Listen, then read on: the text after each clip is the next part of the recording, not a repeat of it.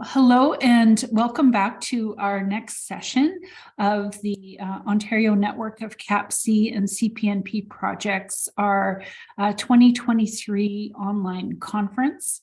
Really glad to have you back. My name is Sydney Bell and I'm the network program lead, and really delighted to be hosting this event, and so glad that you've been able to join us. I am really pleased to introduce our next speaker, and we have with us Davidson Elder, who is a public health nurse and father of 2 teenage girls. Davidson has been working in family health at Ottawa Public Health since 2005. And during this time, he has taken an active role in promoting father-inclusive practice at the community level and has enjoyed success with engaging and supporting dads through parenting workshops, events, and home visits. I'm really delighted to have Dave here. I've had the opportunity to meet him before, as we both participate on the steering committee of Dad Central, which is a wonderful resource for materials and information on supporting dads. So Dave, welcome. Thank you so much, Cindy, and thanks so much for the invitation. It's great to be a part of this wonderful event, and thank you all for being with me. So this was actually pretty exciting for me to organize this presentation. I've used some slides from past presentations, but it gives me an opportunity to kind of go back in time and just reflect on how things looked over the years as far as promoting father-inclusive practice with our community partners and offering workshops for dads and just looking at, supporting dads on various levels and so on.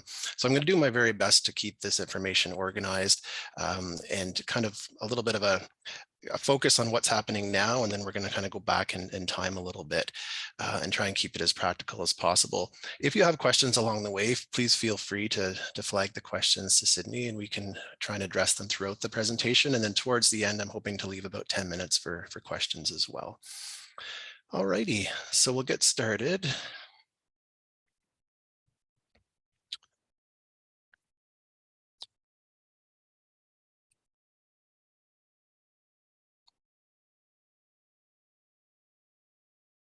There we go. Okay, so the agenda is going to look like this. So at first, we're going to look at strategies to develop an effective parenting workshop for dads. So I'm actually going to spend some time with kind of broad strokes looking at the content that I use within my workshops for dads, and you'll see where the major focus points lie and the type of strategy that I use to make that connection with the dads and help resonate with the dads, the information that I have to deliver to them. I'm going to look at tips on facilitating a successful parenting workshop for dads as well. So just right down to the practical strategies that you use to communicate with them, as well as methods to successfully promote the workshops that I do for dads. Lastly, we're going to look at engaging fathers. So if you're in a community where there's not a whole lot going on for dads and you're interested in starting some workshops or some initiatives for dads, we can look and see what I've done with the help of community partners to bring focus to the importance of the fathering role, and then almost have like a bit of a launching pad for programming and initiatives that you can stem from that initial event. So we'll take a look at what we've done in the past, and then look at other things that you may be like more feasible within your community. And then lastly, we want to take kind of a snapshot at the societal level, what can be done to help kind of coordinate community efforts to support dads in the community, kind of coordinate community efforts, because sometimes we do work within silos and we're not aware of what each other are doing. So I'm going to just kind of go back in time a bit and show you what I've done, and with the help of partners to kind of move that forward and just kind of work together within the community as opposed to kind of within each other's organizations. And before we advance to, I do want to make it clear, I think it's very important to understand that father-inclusive practice, like including dads in everything we do, is obviously very important. But I do also feel that there's still good value in offering something father specific as well. And a good example of that was at a center about 3 years ago. I was offering a workshop for dads, and I think there were 21 dads in the room. And of those 21, 19 had never stepped in that building before. So just getting them into the building to attend the fathering workshop opened their eyes to all the other parenting workshops and other opportunities that there were for programming and such. So it's kind of a multi-pronged benefits to offering father-focused programming.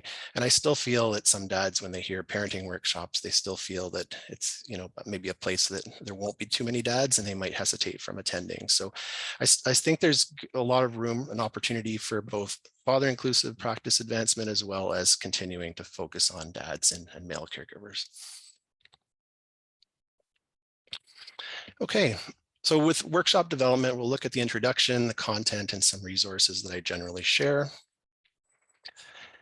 So the introduction, when you're actually starting to facilitate a workshop, I feel that the introduction is one of the most important parts, because this is where you kind of build a bit of rapport and just increase the comfort level of the dads that are in the room. So just maybe a little bit of small talk, connecting with the dads. Once the group starts up, assessing the learning needs, we don't want to assume that we know what the dads need at that point in time.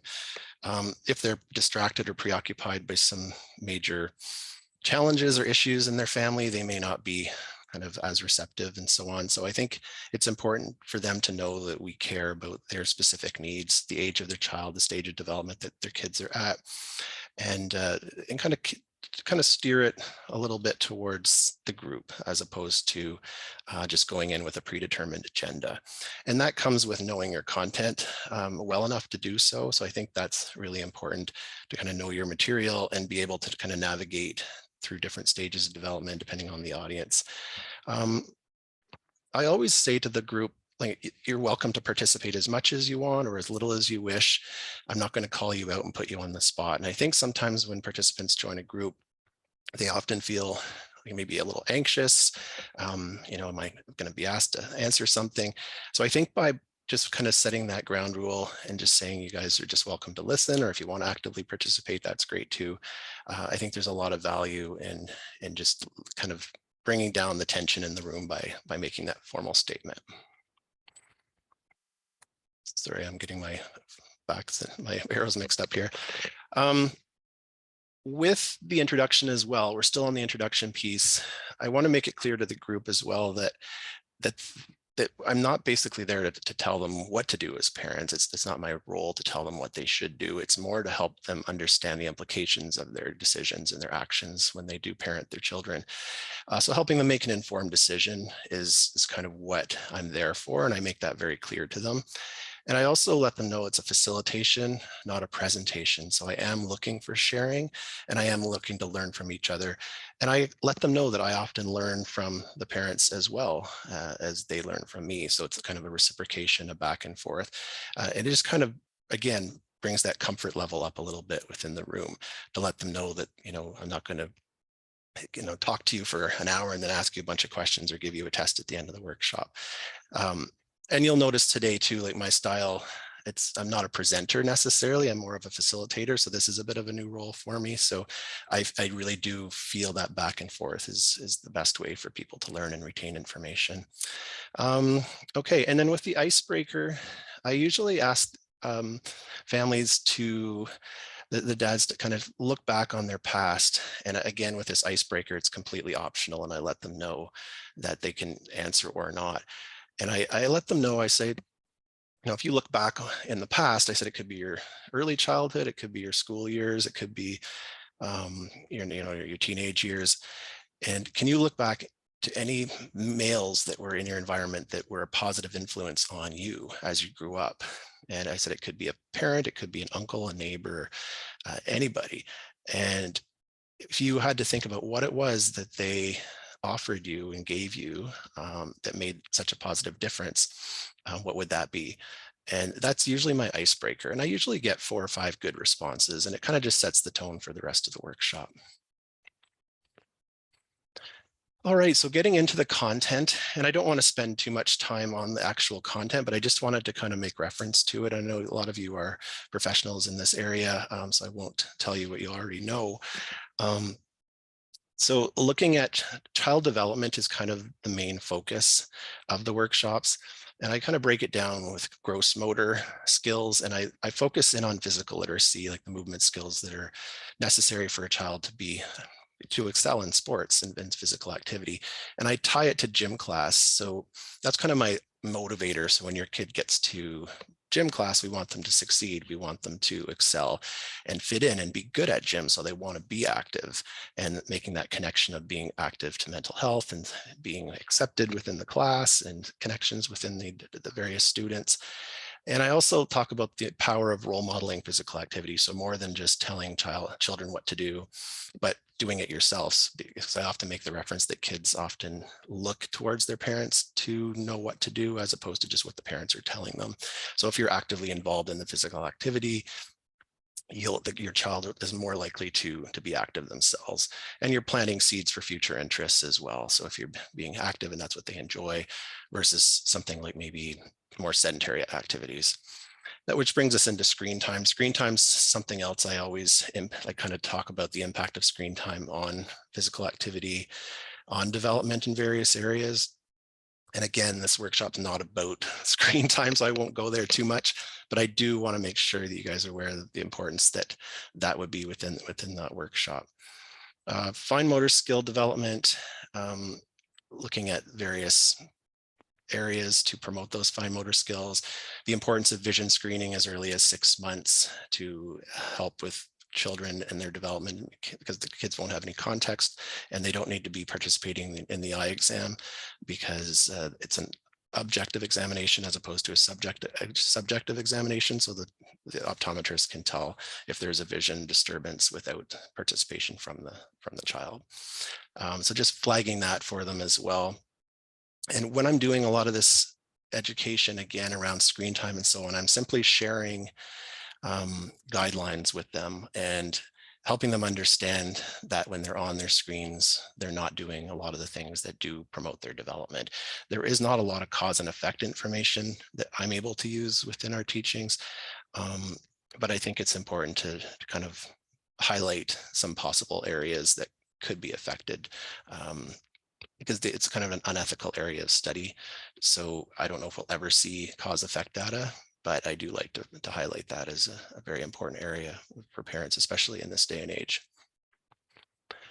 Okay, looking at speech and language development, promoting reading and talking, and then our local resources to support that. Early interventions are best, so making sure to initiate supports if needed, or if there's even a chance that they feel they might be needed. Cognitive interactions, like, again, I usually go from birth to 6.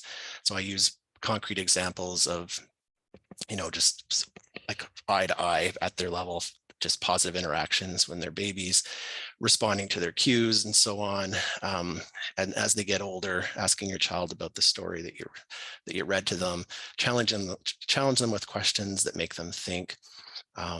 And just helping them to succeed and have fun. But I always think back to my own daughter, my oldest daughter, when she was 4. I asked her how many stars were in the sky, and we were out just walking at night, and her quick response was too many to count, was her answer at 4 years old. I thought that was pretty cute. All right. And then social and emotional development, I spend a lot of time on infant and early child mental health. And I think this is a big window of opportunity for us when we're working with the dads as well. So I do really highlight, what secure attachment is, how to promote it. I look at, how to use a mental health lens when you're faced with different areas of parenting as well. We look at self-esteem in a child, the importance of role modeling positive social behaviors when you're out in public and when you're working with, when you're talking to your partner or other family members or to your child, teaching your child about feelings. And I always tell them, if there's one thing that you walk away from today, whatever I'm facilitating, it's being emotionally available to your child. So understanding what they mean, or what making sure they understand what I mean by saying emotionally available, and being able to accept your child even when they're distressed or dysregulated. We talk about what dysregulated means, and that we want your child to feel safe to plug into you to help regulate when they're dysregulated, when they're sick, hurt, upset, distressed for any reason. We want the children to plug into us, to want to come to us and feel safe. We don't want to condemn them for having a negative emotion. And I also talk about how if a child's not allowed to express their feelings and their distress within their home to their parents, the world becomes a very scary place for them.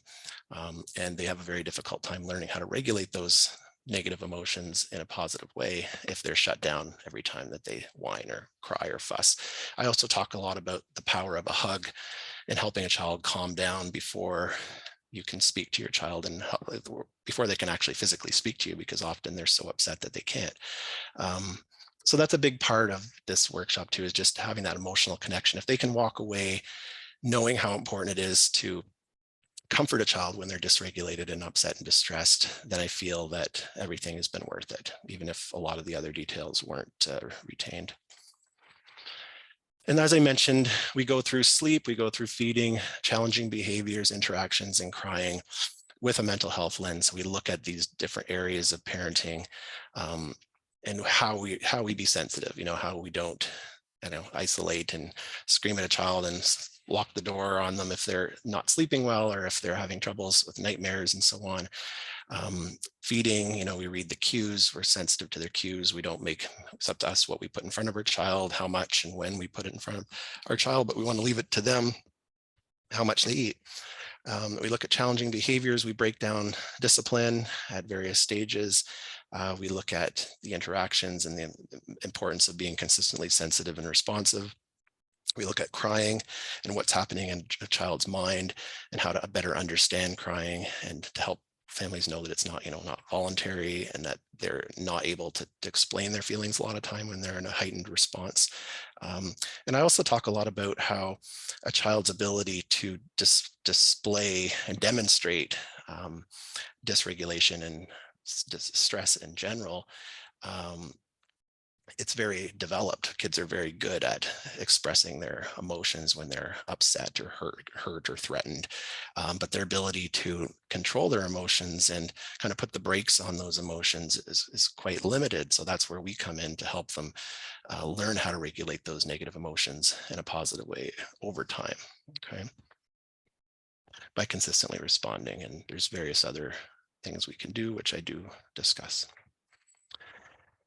Okay, so moving right along within the workshop, some things I talk about within child behavior.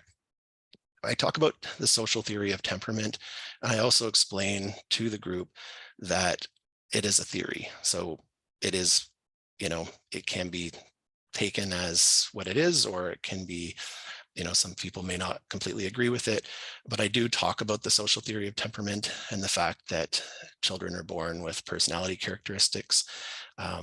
And then I look at each characteristic, for example, activity level, persistence, intensity of reaction, also looking at sociability. There's various characteristics, personality characteristics, and we put a continuum next to each one from low to high, and then we can kind of look and see where a child falls on these different continuums. So if you have a toddler or a preschooler that's very active, very persistent, very intense on these continuums on the personality characteristics, they could be fairly difficult to manage their behavior at times.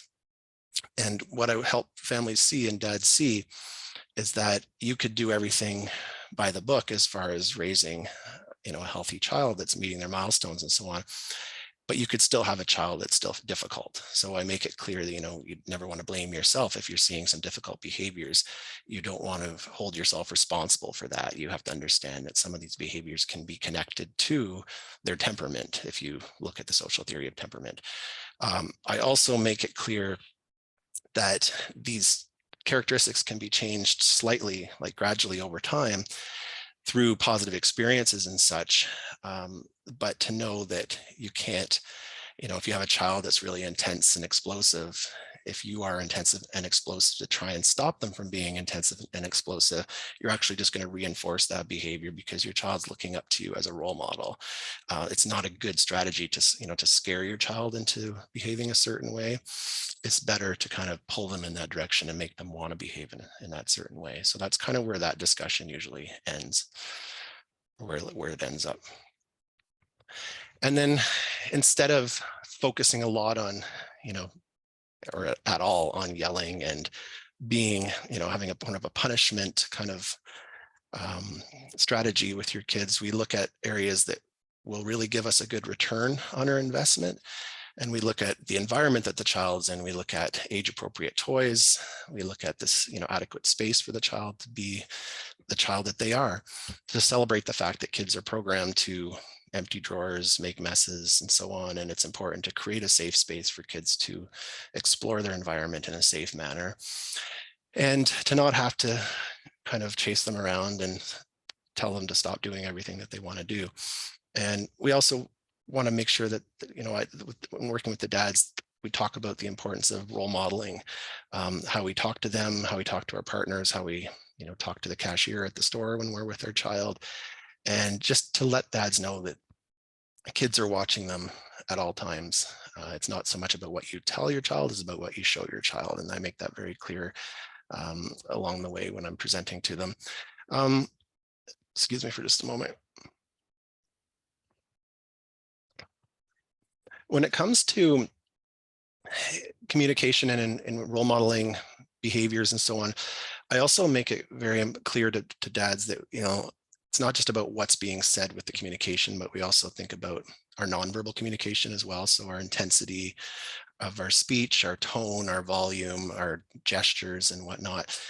Because not only do we want to role model positive pro-social skill development through nonverbal communication, but we also want to help them understand what these gestures mean, right? So I think it's important to let them know that they're not just listening to us, they're watching us as well.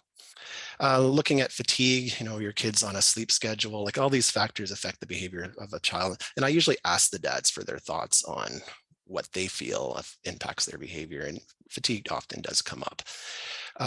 Hunger and malnutrition can be an issue too if children aren't getting balanced diets and their sugar levels are bouncing around, can affect focus and such. A very important part here is insecurity and self-esteem challenges within the child.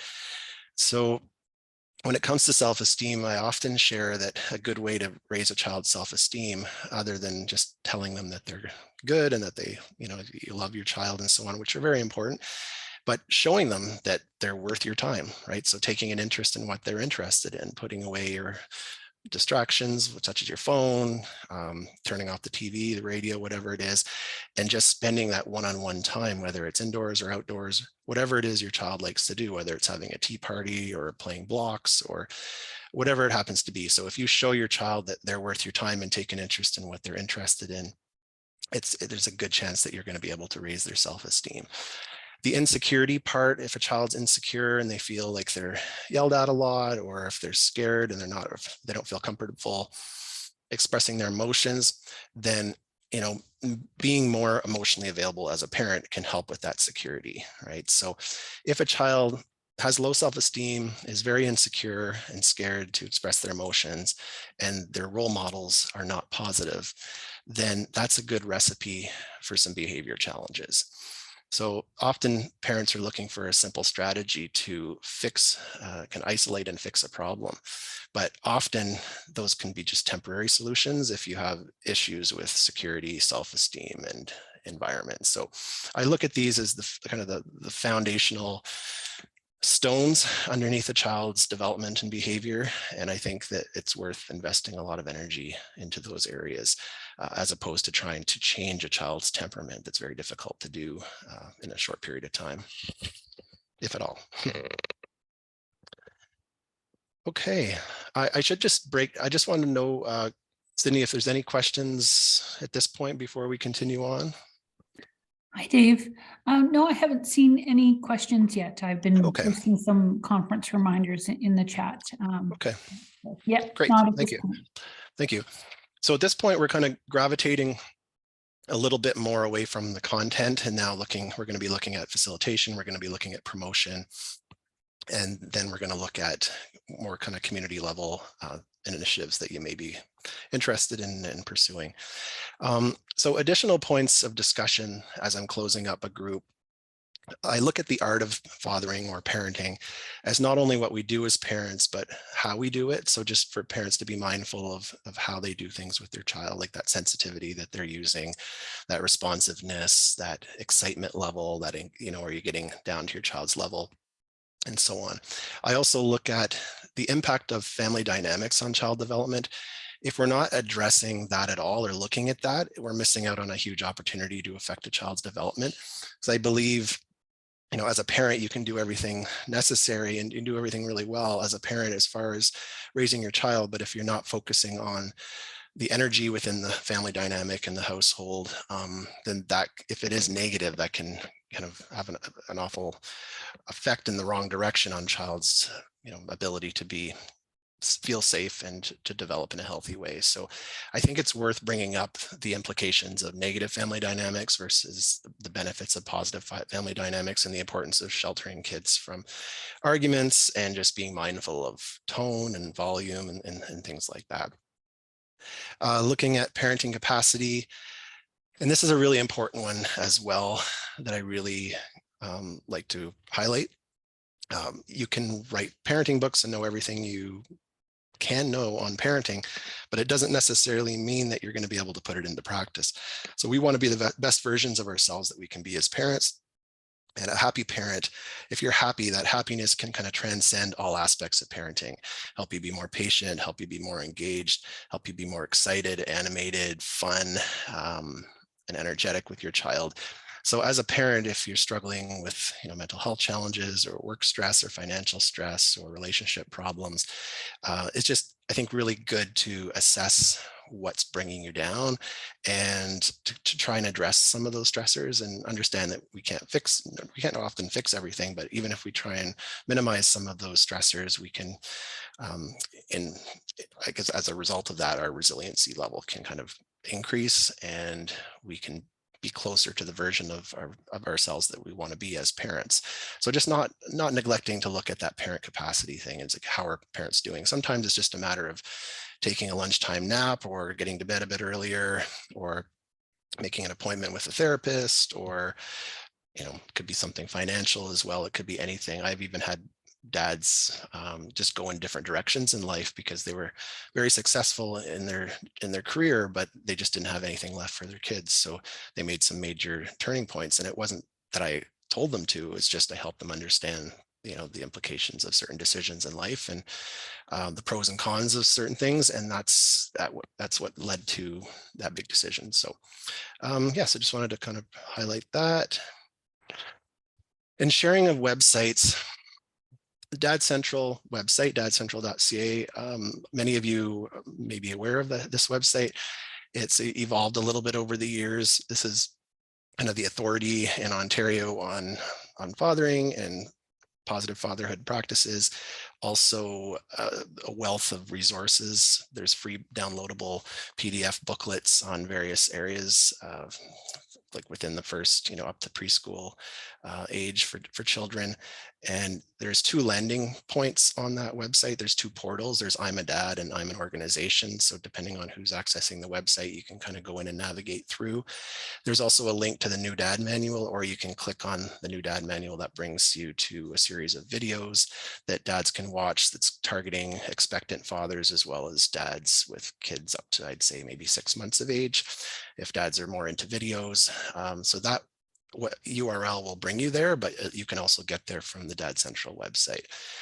And then it hasn't been too long now, the Dad Central podcast has been launched, and that's also found on the Dad Central website. You'll see a hyperlink at the top of the web page. And then Twitter and Facebook, they also have Dad Central links, as well as YouTube. And I also encourage dads to look at their local parent resource centers for opportunities to educate themselves on parenting. Okay, so as far as the facilitation itself, I'm just going to get a little more specific. We talked about the importance of creating a positive learning environment, free of any anxiety and so on at the beginning of the workshop. So I'm going to just extend a little bit beyond that. So when it comes to the facilitation itself, we need to create a comfortable atmosphere. We don't want to tell dads how to parent, right? We want to be very careful with that. We just want to be very objective in our approach and just lay out the guidelines, lay out certain scenarios, certain kind of implications and results of going in different directions with your parenting, and just help dads make an informed decision. And I think that's the best way if we're trying to create any positive change, is just helping them see the benefits. And I think as long as dads know that what they're doing will positively benefit their child, I think that's the best way to promote that behavior. Acknowledge dad's decision to attend. I mean, it's not easy to go out to a parenting group. I mean, it is, you're taking your own time. It can be a scary place. It can be something that they feel very uneasy about. So just really giving them a props, whether it's just one-on-one or whether it's as a group. Just be very careful as well when you're facilitating dad's groups, because we don't want to make them feel judged. We don't want to illustrate, if we're illustrating certain scenarios and putting them in a very negative light, and that happens to be what the dads are doing regularly, we have to be cautious of that, because we don't want them to go into like kind of a defensive mode, or a shutdown mode, or a point where they would, get up and leave. We want to be very inclusive and understanding that we never judge parents, and that parents parent the way they parent based on various reasons, and they should never feel bad for what they do. We should always just be strength based in our approach and just highlight what they do well, and to build on that, and to gently educate them about the implications and repercussions of other options that they might be choosing as parents. And then especially around access to, sometimes kids may not have full-time access or very little access to their children. So just making sure that the way that you deliver the information does not create anxiety. So if you're talking about attachment and the importance of responsive parenting, maybe highlighting the fact that as long as a child has one primary attachment figure, they will do well. But also to make sure dads are aware of the importance of being sensitive themselves when they are with their child. So just kind of being mindful of the fact that there's various different scenarios that families, are in. Having a co-facilitator if possible. It's not necessary when I have a large group. I like to have a co-facilitator. It's just nice to have someone else to field questions, and it just makes it more interesting as an audience member if somebody else has something to say or to expand on things that you've said as a facilitator. The next bullet is just don't put dads on the spot. Like, as we talked about, we don't want them to feel like we're focused on them and putting them in an uncomfortable position. Do not challenge a dad. Dads are the experts of their family. Throwing in a little humor is always good. And passion and enthusiasm, I think this goes a long way. This is another one of those really important areas. As a facilitator, you don't want the audience to feel like, you're, everything you're saying is like kind of like a robot, or you're reading off of a lesson plan or so on. You want to show them how passionate you are just by, your expression, about how excited you get about certain topics and whatnot. Just being mindful of your nonverbal communication. And just, if you're having a hard time with that, if you're doing a lot of facilitation, just kind of reflecting on back on why you're facilitating, why you're in this area of work, and why you've chosen to focus on family health as an area that you want to pursue. And I think that might help fuel your passion. And I think too, at the end of the day, we're all working in this area for the betterment of families and children. And if you know that your work can lead to a more sensitive parent and a more, a child that's going to feel safer and happier, then I think if that's not going to motivate you, nothing will, right? So I think just reflecting on your past and why you've taken the direction you have as a facilitator, and just looking at the end result of the work that you're doing with this group of parents, I feel that will position you to be the best version of yourself as a facilitator. Do not over rehearse. I think that's really important, but I don't want it to get confused with, don't prepare, because I do think it's important to prepare and to know your material inside out, because you never know where the discussion is going to go, or what types of questions you're going to have. But I feel like when I say don't over rehearse, you want to talk to your audience. You don't want to read to them. You don't want to, recite to them, and they'll know it. And I remember early on in public health, when I first started to go to some presentations on fathering, there were so many like different approaches. Like there were people that I really looked up to, and they just had different styles. Some people were very rigid and very by the book, and then others were just like, total opposite, and just keeping it really small, like just planting little seeds for deep thought and so on. And I just learned what I liked best and the approach that I liked best. And I kind of modeled a lot of my practice after that over the years. So I'm just feel very fortunate to have had positive influences in this area. Showing your genuine interest in helping dads. So I think that'll happen naturally, but you really want them to know that you're on their side, right? And just taking that extra time at the end of the group, or asking for their thoughts, encourage the sharing. Because like I said before, we want to make sure that the dads feel that they're able to contribute.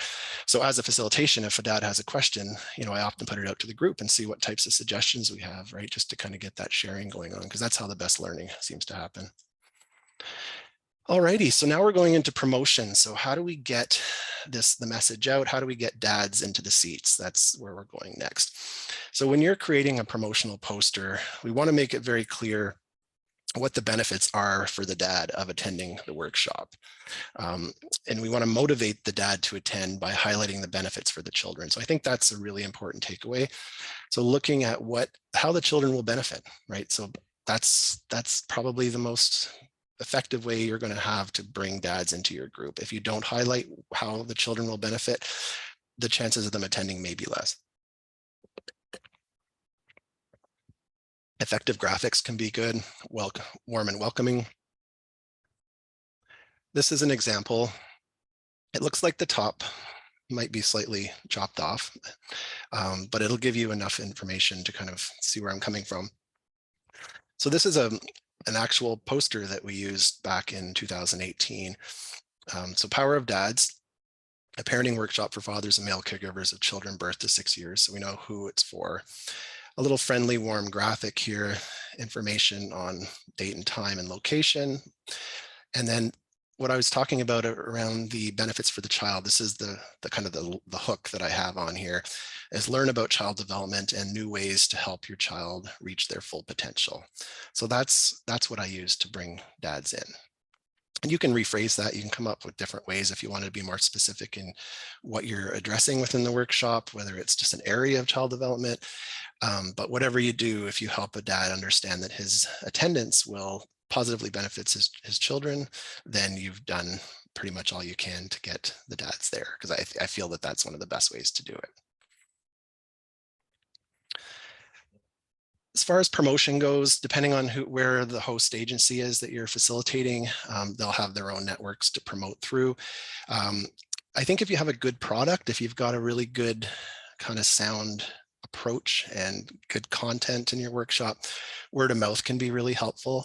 And I usually ask dads to talk to other dads that they know and spread the word, both maybe at work or just within their family networks and so on.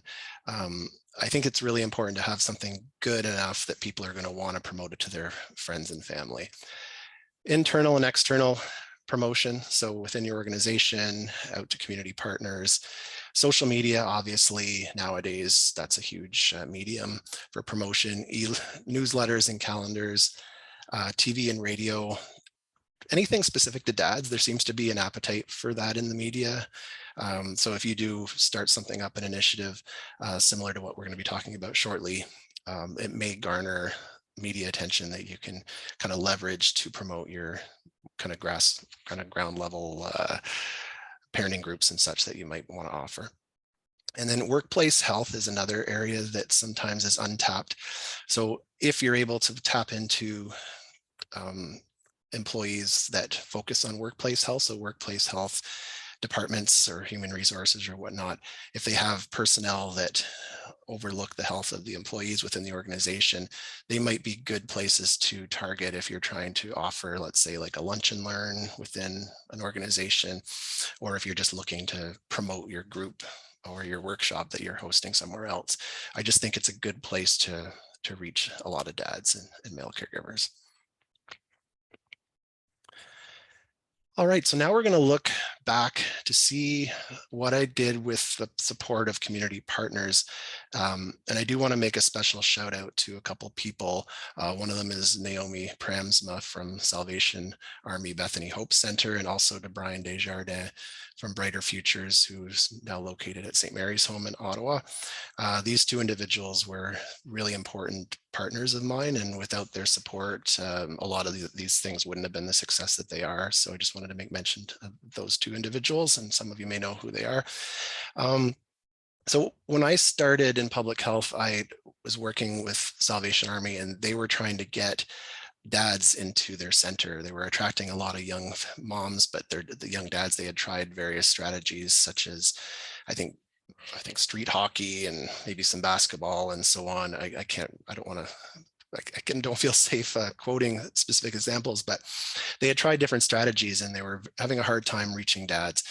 So at the time I was involved in the sport of strongman, I did a little bit of competing, but we also ran a lot of shows across the province and so on. So I thought it might be neat to introduce a strongman competition at the Salvation Army Bethany Hope Center as a draw for the young dads that were hard to reach, just as an attraction.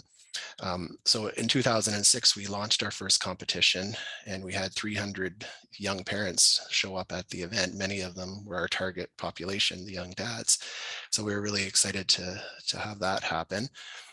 And again, sorry if the slides chopped off a little bit. So this event was family-friendly community event to celebrate the role of the father. So we had a strongman exhibition as a draw. Actually, it was a competition in the first year. And then the athletes themselves were the motivational speakers. So they would actually, they might look rough and tough on the outside, but they actually were, they had sensitive speeches about how, what they gained from their father when they were a child, and what they're trying to do for their child, and a lot around, the sensitive, responsive, caring, and being gentle is being a strong dad, and the importance of being sensitive and so on. So those motivational speeches were well received because they were delivered by the athletes themselves. We also had parent education centers that the attendees, the dads, would attend, and they get stamps for the different stations. And if they've attended them all, they get put into a raffle for a signed Ottawa Senators hockey jersey that I was able to get for them as a raffle. And then there was activities for children, photo booths, a DJ and barbecue. So it was a party basically. And some of you might be wondering how we made this happen, as a public health unit, bringing in strongman athletes and equipment and so on. But at this point, it was the organization that most of this fell under, and we were just bringing in the educational component. This is kind of how we made this run. This is Steve. He actually ended up winning the competition with his new baby here, kind of just, again, demonstrating the kind of that warm, responsive parenting. And this was just a candid shot. It wasn't staged. So our theme at this event, we drew a parallel between the physical power that was displayed at the event and the inner strength that dads have to positively influence the lives of their children. So we talked about how dads are encouraged to be patient and to model the behaviors that they wish to see in their children as they grow. So we just made that connection between the physical power and the inner strength that dads have. The physical power that we were seeing at the event with the different events, and the inner strength that the dads have to remain calm and gentle with their kids. Our key messages at this event were: strong fathers are gentle. Strong fathering is a gift you can give your child. Parenting centers are places for dads too, and help is available, and it's okay for fathers to ask for help. And you'll see a little logo that we designed, and we actually had t-shirts made for the athletes at this event. And I actually was able to give these shirts to the dads in our Power of Dads parenting groups. And some of them were expectant fathers at the time, and they even wore them into the delivery room to help, to receive their child when the child was born, to actually hold the child for the first time using, wearing this Power of Dads t-shirt. So, and I've known dads over the years to still have these shirts like 10 years later. So they're really quite proud, and they know what the meaning behind the shirt and the emblem is. Alrighty, so The communication of key messages we talked about. I think we already hit these slides here around the motivational speeches. This is a bit of signage that we had at the event. And then the promo poster, this was one from 2007. And you can see we have all the information in the middle, and then come see some of the area's strongest men compete in the car deadlift and much more. So this is just an example of one of the events that they made see as a tire flip event, and then invitation to young fathers and their families, fun activities for children all day. And see, we included all family members, but we focused on fathers. We want all family members to be there, but most specifically, we want to make sure the dads are there as well. Yeah, so that's pretty much self-explanatory, but you can see that it was, we really focused in on the event that they might be looking, like one of the events that they might be witnessing if they do attend. It's free, so we highlighted that. It's colorful, all the details are there. It's a rain or shine event. And we had some logos on the bottom of the poster of the supporting partners. And this is another poster from 2008. His name is Dallas. He's from Thunder Bay. He's still involved in promoting health and so on. So this is another example of, this is another poster that we used, and you can see that we were able to give away an autographed Sens jersey, as well as door prizes. And I'll just quickly go through some of the events that we had. This is just more for entertainment reasons. It's a super yoke, some field stone loading. That's me in the straw hat on the right. A tire flip event, and you can see the crowd behind. That's the log press event, and they all have their Power of Dad shirts on. As you can see, they have the logo on over their heart. Car deadlift event, and there was our winner one year with his 2 kids and his trophy. All right, so I used a strongman competition as a draw, but we've also used other various draws over the years, because I understand running a strongman competition is probably not practical for 99% of you on this call. But it doesn't mean that you couldn't, just look in your area to see what might be a good draw. So maybe, if you wanted to go along the strongman theme, you can usually find someone that does this type of thing as just using just an exhibition as opposed to a competition, just having someone that might, tear phone books in half or do feats of strength pulling buses or whatnot. We've used just exhibitions, we've used large competitions, we've used musical attractions, we've partnered with other events that were happening at the same time, which we've had a lot of success with, like touch-a-truck events and so on. We've used just about everything you could think of. So I guess in your situation, it would be good to kind of look around the community to see, like, sometimes it could just be as simple as, maybe making birdhouses or fishing for the day, or it could be any number of things. But what's important to know is that if you don't have a lot going on in your community, you use this event as a platform to launch the actual parenting workshop. So whether you use Power of Dads or whether you use something else to kind of make your own identity, then as long as you have some type of platform to launch, it'll help kind of build momentum. So we used to have annual Power of Dads events, and then we would spin off the workshops from that. So we would get the attention, we get the motivation, we get, parents would learn about what it is, and then through word of mouth, the promotion would continue. So that's how we moved forward from the early days. So I just wanted to take a few minutes to just kind of ask you all to kind of reflect what you might use in your community to attract events and mirror the strategies that we used with Power of Dads. So to have a similar event, but something other than a strongman competition, and then maybe possible partners that you might have in your community. So if you guys wouldn't mind taking a couple minutes to think about that, and then maybe just add them to the comment section, and then maybe Sydney will just share with the group. I'm just hoping to generate a couple ideas that might be helpful for everyone, including myself.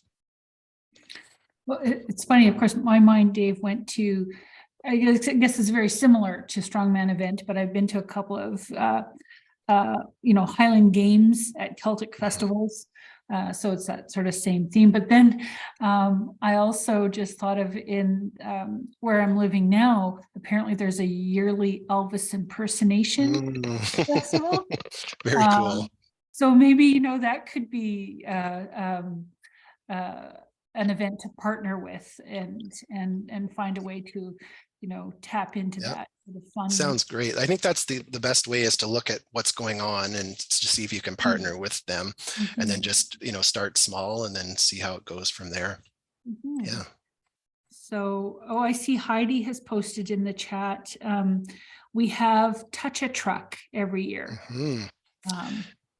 No, that's a good one. We've actually partnered with Touch a Truck multiple years. I don't know, maybe 3 or 4 different years. We've had strongman demonstrations as part of that event. And we also, I think we also had a gentleman come in to play music for the kids as a draw, where he would let the kids play various instruments while he was playing guitar and singing. So not only did it garner that attention from the dads, but it also role modeled some really great activities that may have inspired some dads to get their kids into music lessons or to buy them an instrument. So yeah, those are great suggestions. There's been a couple more pop up. Katrina says that there are many classic car rallies. Another good one. Wow, that's a great idea. Yeah. I'm going to start taking some notes here myself. Yeah. And Jack mentions, could you build it off a powwow? Could you, that might be a place to absolutely build a connection. That's a really great idea. And Sharon also acknowledged that there was Touch a Truck in her community last year. So yeah, any other ideas that that folks have? What might be, I guess, events in your community, something to continue to, like you say, what are the sort of assets and resources in the community that you have that perhaps you could build upon? But like you say, Dave, as well, you could be, it's maybe a little more work, but you could be the generator of the event. You absolutely could. Yeah. And that's just it. Like, those are excellent suggestions for partnerships, is absolutely. But yeah, to come up with something totally new that no one's done, or something that you've heard of but have not seen in your community, that could be another idea. I know that Home Depot used to, go ahead. Just Home Depot, I think they used to have bird feeder kits or something like that, that they'd sell for short. I think they might have donated to certain centers and whatnot. So those types of ideas, sometimes cooking with dad, or, it could be something similar to that too. I've seen like just father-child breakfast in the community as well. Yeah, it could be really small, and that's the thing nowadays. It's just the resources, right? So looking for partners that have things that they can contribute, and just having those collaborative approaches.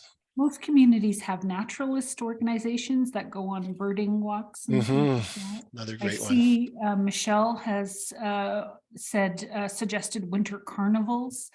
Now I'm thinking of my small hometown in Saskatchewan, and sort of that often a lot of hockey events and curling events and things like that. Diane says that she's offered Father's Day barbecue. A good one. Now we have a question from Nancy. Sure. And Nancy asks, do we really need a dad to partner to offer the group, as there are no male? No, absolutely not. Absolutely not. No, I think I know a lot of successful initiatives that have run without dads. Yeah, I think your approach is what's most critical for success, or at least a big contributing factor. And just, yeah, a lot of the play groups that are specifically for dads within the various centers, a lot of them are women. Yeah. Yeah. Yeah, and another thing, sorry to cut you off there, apologies. If the other thing too that I've noticed, like over the years doing things with dads, is sometimes you may find that you might find volunteers from the community as well that might have a role somewhere, whether they have connections or whether they just want to support your cause or whatnot.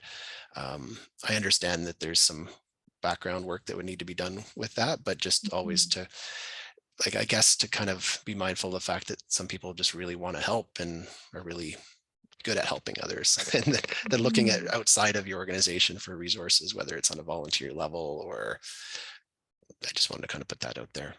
Right, so perhaps there aren't any men on staff, but perhaps there is a role for a volunteer Hmm. to bring some of that male energy to the group Yeah, and yeah, support that, increasing perhaps the feeling of inclusion and welcome and increasing comfort levels. exactly. Yeah. Yeah. And I'm sure a lot of you too have noticed, like, the content of my workshop, it could be any parent in the seat. Like, the approach would work for any parent. I think what it is though is just to be, just to be mindful of those certain details and the delivery of the material, bringing kind of a father focused approach early on in the workshop through, positive male role models, looking also at fathering resources and so on. But parenting is parenting as far as I'm concerned. I mean, we see dads do things differently than moms, but sometimes we don't. Sometimes they parent similarly, or sometimes a mom's approach can be more like a stereotypical dad's approach and vice versa. So I don't like to kind of paint, a dad with one brush and a mom with another Mhm. brush. I like to be Mhm. inclusive of everyone when I'm facilitating a workshop. It just so happens that I see a need to reach out to dads because we just see fewer dads when, that at general parenting groups, let's say, or when I'm doing home visiting in the community with high risk families. um, Mom is usually our primary client. Dad may be there part of the time, but it's primarily mom. So we're just making an effort to try and engage more dads, but the actual content and the actual material that we're delivering in their workshop could be good for any parent. I just wanted to make that clear. Dave, are you going to go over how you sort of bridge from this sort of event that's, grabby, perhaps like something like a, Hmm. uh, strongman event, to then into the workshop in terms of how do Yeah, you, will I you can. I, address I have something? I have a few more slides, just kind of more on like this. I think it'll probably answer that, but I can definitely focus in on that a little bit more as well. And I want to Uh, acknowledge there's a question here from Diane. She says, do you have a workshop that you can share the information? Not sure if I totally understand what you're asking, Diane. Does Dave have, you mean like the curriculum, or maybe, do you have a workshop that you can share the information? does she mean like a template, like a lesson plan that I could share? Is that what Mhm. she means? Mhm. Yes, she says. Yeah, Yes. so I Thank you. don't have one specific lesson plan. I just have like a series of topics. Like, so what I've laid out in this presentation is basically Right. what I have with me, and the rest of, like, depending on the direction we go, it's just based on information that I kind of accumulated over the years, Mhm. um, in my job, in my role, like through various training and so on. Mhm. So yeah, that's about as rigid as it gets. So I don't have anything more predetermined than that. I assess my group to see where everyone's at, what their major challenges are, how old their kids are, and I kind of mold the content to that group so they're getting exactly what they need and what they want. Right. Yeah. So I just Michelle keep it. expanded And on it, and it's like a train the trainer type situation. yeah, that's very, very nice to hear, actually, that there was an interest in that. At this point, I don't think that's something that we would have capacity to do, but I like that idea. I'll definitely bring it forward to management, and just the fact that there's some interest in that. Um, but yeah, my understanding is those types of things can be quite labor intensive, as far as, having that evidence-based backing and so on, and the fact that we want to keep, workshops kind of malleable depending on who our audience is and whatnot. Um, like as you'll see in this presentation, it's very kind of high level, broad strokes, and we just kind of go in different directions depending on the interests of the group. Um, but I would, if she is it Barbara, is that right? Well, there's been a If- couple folks, okay, Diane. if anyone's interested in reaching out to me just to get more details on what I do and how I can help them, I'm more than happy to connect with them and support them. Mhm. Um, And there's a so good reminder from Heidi, like the resources from Dad Central, right? And they have Super Dad, Super Kids. And they've also been offering training uh, to folks who work, oh my goodness, folks who work with families as well. So there might be some opportunity there that if that people are looking for. oh, that's a great idea to, I guess Mhm. it's just really an organizational kind of assessment that you can do to Mhm. see how you're reaching out to dads, the language that you use, the graphics that you use, how welcome dads feel when they enter your organization. So that's a great idea to check that out for sure. Mhm. Anything else before we I continue? think that's all the comments at this point. Okay, okay. All right. Okay, so I guess even before we get to the slide that I just pulled up, to answer the question that came up about connecting and bridging the workshops from the actual event. So there different things have happened during different years. So we've had years where we had workshops already scheduled. So when we did the actual event, the Power Dads event, we were able to promote them, over the microphone, with promo posters, we could hand them out. Also, when people, depending on the host agency, if it was a parenting organization like Salvation Army Bethany Hope Center, if the clientele were attending that event, chances are they may have registered with the organization to receive supports and be able to access their programming and so on. So once they became internal, they would get promotional material around the Power of Dads event and other programs that they'd be offered at that time. So those are just different ways. The other thing that happens is if you have a big event like this and you have media attention, you can promote the workshop through the media as well. And then if the host organization of the Power of Dads event has a website, you can post it there.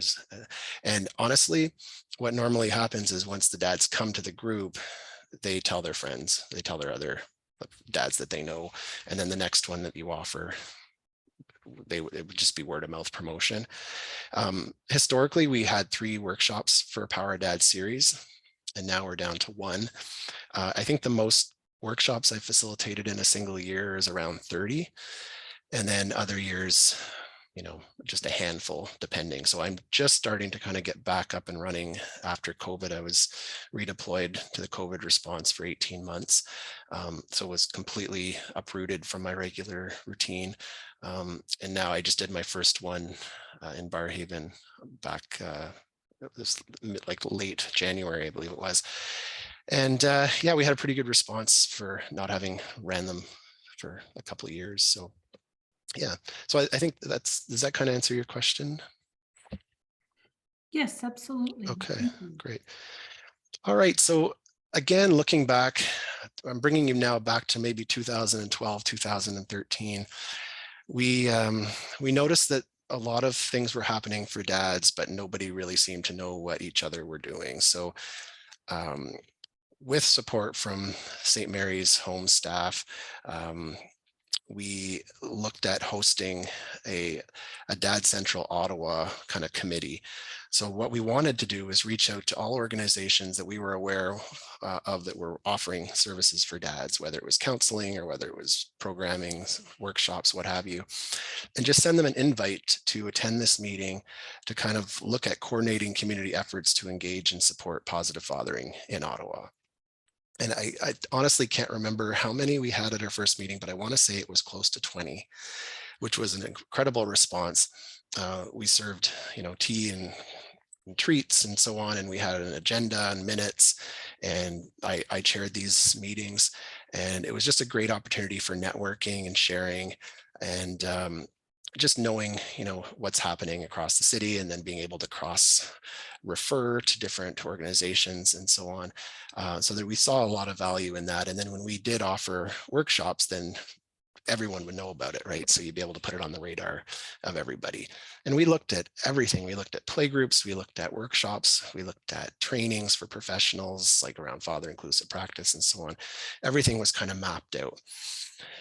So our goal was basically to develop a comprehensive fathering strategy in Ottawa. And when we had Dad Central Ottawa, we were trying to have like a Dad Central, Mississauga, Dad Central, Barrie. Like we looked at other areas of Ontario to try and create something similar. And then hoping we could have like a community of practice across the province where representatives from each respective city or geographic area could connect with others to kind of see what's happening and then to learn from each other from things that have went well and not so well. So that lasted a number of years. And then things kind of fizzled out a little bit, as they often do, depending on, different mandates, different staffing, different capacities, funding, all of that stuff, staff turnover. So we still like to try and stay connected within the community level, but things just aren't as formal as they used to be. It doesn't mean that they can't go back to that again, but right now things are just a little bit less, I guess, structured. So as we go to the next, so other activities that Dad Central Ottawa, we called ourselves, would work on is generating strategies to connect fathers to existing parenting services, whether they're father focused or not, and then promoting father friendliness within parenting centers. So just having organizations look at how they reach out to dads, the language that they use, and so on. We collaborate and promote positive father male role model involvement with innovative strategies. So we really wanted to push that envelope as far as getting dads involved at different levels of care, developing and maintaining a complete inventory of fathering services and programs available to dads in Ottawa and surrounding areas. So that we found out was difficult to do, but it's doable with proper collaboration. But just that's often the thing. We often have great things to offer, but just nobody knows what's going on, and we don't get that information out to the right dads or to the dads, and we don't get it into the right places. So this is something we're really focused on doing. So I don't know if everyone can read this. It might be a little bit small on your screen, but this is kind of a rough estimate of what we created as a fathering strategy in Ottawa. So we kind of split it up as fathering resources, fathering workshops and playgroups, professional development, and communication. So when it came to resources, we split it up as general parenting information versus father-focused information. And then the father-focused, we looked at early and general. And then with the early involvement, we had the new dad manual. We also had resources on the Dad Central Ontario, as well as a general involvement. So that's kind of how we just organized the resources piece. So staying with the resources, if we had something that we became aware of, or we could populate this with that information. We can also help identify gaps within the community as well. So if we notice that something was really lacking in the area of early involvement, other than having maybe one resource, we can maybe focus a little bit more on seeing what else is out there, maybe in different areas, or maybe there's something we're missing or something we need to develop. So that's the fathering resource section. When we looked at workshops and playgroups, we kind of split it up as all fathers and male caregivers versus young fathers, because there's a big focus on young fathers here in Ottawa with the Young Fathers program at the time, and It's My Child Too. I believe some of these titles have certainly changed since then, where they were offered at Uville and at St. Mary's. And then we looked at playgroups. So we had the different, at the time, the Ontario Early Years Center, now the Early On Centers. There was a number of dad playgroups. As you can see, there was quite an extensive list where dads could take their kids to play. A lot of them were held on the weekend when dads weren't working. And then our Power of Dads workshops, these are all the different sites that regularly hosted these workshops that I was doing. Okay, so again, if we wanted to take a look at this, we could see maybe where there might be some gaps, or if something new we became aware of, we can just populate it in. Professional development. So professional development around running workshops, around just working with dads, reaching dads, looking at your organization and how father friendly the organization is. So there was some work that I did within OPH, like around in-servicing various teams around what's going on for dads and best practices around working with dads. And then we also looked at non-OPH, so non-Ottawa Public Health led community training. So Dad Central offering the father toolkit training, which what Sydney was referring to around being father friendly within your practice. So knowing when those trainings were happening, so they would come right to Ottawa to deliver these, and then I could help with promotion of that. Or nowadays you could probably get virtual trainings, but at the time, I think it was Brian Russell that was traveling right across the province offering these trainings. All right, and then lastly, communication, which is one of the most important areas. So looking at external and internal. So within my organization, I would look at in-servicing, I would look at email updates. Those were the main tools that I used, the main avenues that I took to get the word out on what was going on. And then externally, I'd have Dad Central Ottawa, which was my group, my network that I worked with, and then program directories within the city. So we had like one-stop shop family service directories in Ottawa. So anything that was being offered would be found on these directories, but they're only as accurate as the amount of information, I guess, that was put into them. So it was up to the different various organizations to report what they were offering. And we couldn't guarantee that it was kept up to date consistently, but we found it very valuable to have that directory that we could feed into and then parents could go to. So it's much more efficient than having parents need to call various different organizations. So yeah, so I don't know if anyone has any questions about this, but this is how we mapped it out to kind of look, make sure we were doing the best we could to reach dads and with our communication, our professional development, and just getting the resources and the groups out to the public and making sure everybody was aware.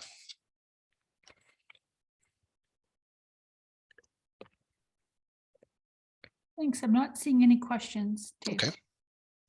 All righty. So that brings me pretty much to the end of my presentation. I think we're done a little early, but I don't know if we have any more questions or not. I was kind of careful to keep the pace up because I've been stuck not finishing presentations before. So no worries. It's always okay to have a little more break time too. So that's perfectly fine. Does anybody have any questions for Dave? Yeah, or if there's any area of the presentation that you want me to focus in on a little bit more, I'm happy to do that too. Mm-hmm. Well, Crystal says everything has been explained well and left her questionless. Oh, well, that's a compliment. Thank you. There is a question from Jack. Okay. What are some current themes or issues you're hearing from dads on the ground? I like this question. Yeah, it's a great question. A lot of the dads, like I should explain that my job, I mean, I do some workshop facilitation now to all families and as well as dads, but I also have a caseload of clients that I work with through home visiting. And right now, probably half of my clientele are dads.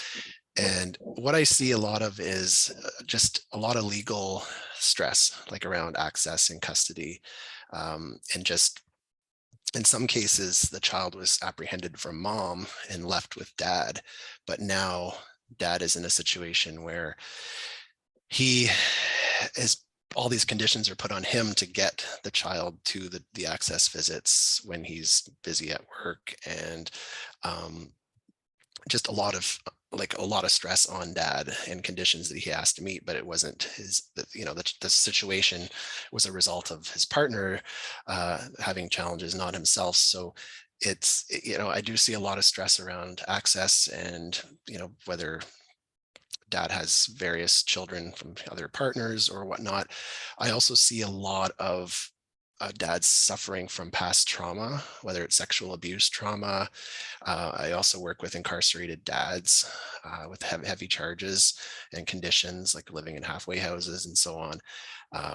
So I'm really, I think one of the biggest struggles too is healthy relationships between moms and dads when dads have been through so much trauma in their early life and been incarcerated for 12 years in some cases, and then trying to help both parents navigate through hard times in a sensitive way and help them the best way that I can.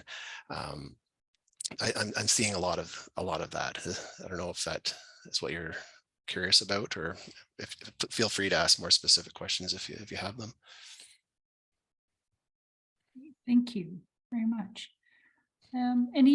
I'll check in another time and one more time but for questions, and then we have some coffee cards to give away, so we can move into that. So anybody have any questions for Dave, feel free to post them in the chat box. And I want to thank you, Dave, for your time today. It's and maybe I'll join you on screen here. And as we wrap up, and it's just been really great to hear from your all your experience and all the work that you do in community, and really a lot of creativity, and if we sort of bring that into allow ourselves to be a little creative and think about what are the opportunities in our community, like where are the dads now, and how can essentially how can we go and meet with them there and start to build that connection that can support us in building those relationships, so that we can get to a place of actually offering service. So I really appreciate that, and learned a lot listening to what you had to say. So with that, we have again 3 $20 coffee cards to give away. And so for folks who haven't already won, here's a couple of questions. And so again, I guess the first person to get it right in the chat. And so these are questions from listening to Dave share information with us. And the first one was, Dave talked about factors that affect children behavior. What is one of those 4 factors that he talked about? And yes, I think Crystal, you haven't already won, right? No, so Crystal, she put tired or being fatigued was one of those. So awesome, Crystal. Here, I'm just gonna make sure I got to keep track here. And I see other folks have put some of the others, like certainly diet and nutrition is another one of those factors that affect children behavior. Okay, another question is, it's not what you tell your child, it's what you blank your child. Remember what I think, so the word that Dave used was show. And I think Brunny's, she put do. And I think that is absolutely, it's what you do, it's what you show your child. So I think that goes to Brunny. Excellent. Okay. And we have one more, and I couldn't resist. It was such a beautiful sharing that you gave, Dave, when you asked your daughter, how many stars are in the sky? And what did she respond? So let's see if folks, okay, I think lots of folks are putting that answer, too many to count. And the first person is Katrina Clark was the first person to get it down there. So Katrina, you get our third coffee card here. So excellent. Congratulations. Yeah, congratulations. To you all. Yeah, and I think I have everybody's contact information, but just as a backup, if Crystal, Brunny, and Catherine could email me, just letting me know that you had won a coffee card, so that I have your email address and can connect with you to make sure that we're able to get that to you, that would be great. So, and Sydney, yes. please feel free to share my email address with anyone who wants it. And to all of you, please reach out with any questions. I'm happy to connect. We can do a virtual call, or we can just chat about what your plans, what you'd like to plan, and I'll help you in any way that I can. Excellent. I'm happy to put your email maybe on the conference program. People have access to that, and any wrap-up material that we send out. and in the archive. So thank you so much, Dave. It's been really great, really Well, thanks. informative. Thanks for having me, and I'm really nice to see the interest in this topic. Absolutely. And thank you all for supporting the dads out there. Cheers. Cheers. I'm going to stop